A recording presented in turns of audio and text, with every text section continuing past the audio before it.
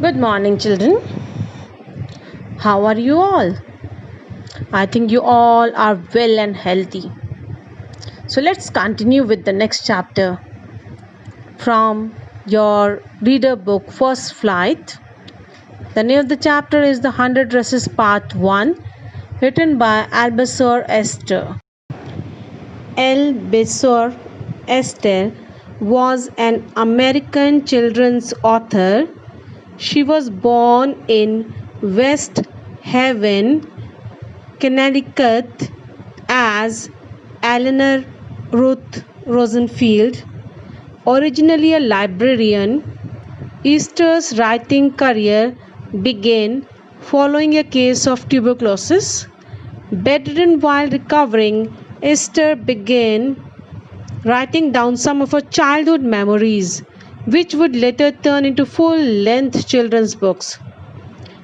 Esther's book, Ginger Pie, 1951, she wrote that, won the Newbery Medal, and three of her other books, The Middle Moffat, Rufus M., and The 100 Dresses, were chosen as Newbery Honor Books.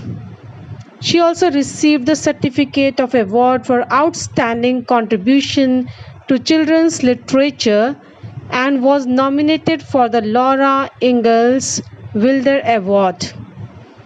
By the time of her death, at the age of 82, Esther had written 19 children's books and one novel. Children, now here is the introduction of the chapter The 100 Dresses, Part 1. The 100 Dresses was written in 1944 by Albasor Esther, but is still as popular today as it was when it was published. The story is based on Esther's own experiences.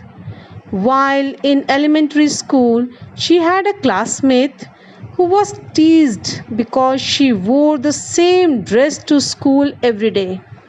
Esther never forgot the little girl and felt guilty for teasing her.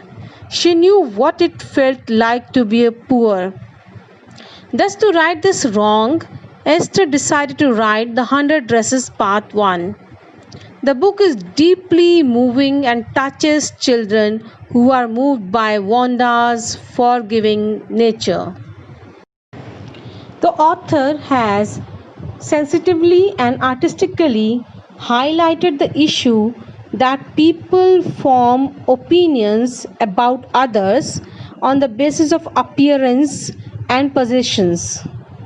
Creativity and talent often go unnoticed, although these two qualities make an individual worthy. Children, here is a summary from the story The 100 Dresses Part 1. The story is about a quiet and shy girl named Wanda Petronsky. She was a Polish immigrant who had come to America with a family. They shifted from Poland. She attended school with American children who found her name to be strange and probably the weirdest in the classroom. This is because they all had easier names. She was poor and was always seen wearing a faded blue dress. Her classmates teased her because she claimed to have 100 dresses, and that is all lined up in a closet, albeit always being wearing one only. The ones who mainly teased her were the two best friends, Peggy and Maddie. Peggy was the most famous girl in school, while anyone barely knew Wanda. Peggy and Maddie used to wait for Wanda before school, even if it meant getting late. Maddie, a poor girl herself, did not like when Peggy made fun of Wanda. She feared that she could be the next target. She wanted Peggy to stop making fun of Wanda, but could not summon courage to face her as she feared she would lose her best friend. However, Peggy's intention was never to hurt Wanda, but she was curious as to why Wanda had to lie that she had 100 dresses in a closet. Truth about the same 100 dresses unveiled on the result day of the drawing competition. The room was lined with 100 drawings portraying different dresses, each so beautiful. That day she truly had 100 dresses all lined up. But in the classroom, at that moment, Peggy and Maddie, who were awestruck, realized the theory of 100 dresses and felt guilty about having treated her badly. Wanda Petronsky, she was a winner of the girls' medal. In this way, Wanda proved that she was richer than all other girls in her class, as she was endowed with a rare talent to draw creatively. Children, here is the theme of the story. The 100 Dresses is a story that criticizes materialism. The author is convinced that judging people on the basis of their riches and worldly possessions is wrong. Moreover, appearances can be deceptive. The appearance of an individual may have a shabby look, but that doesn't not reflect his or her inner self. A genius is always quietly at work without boasting about his or her creativity. Wanda's claim of being the proud owner of 100 dresses is proved true.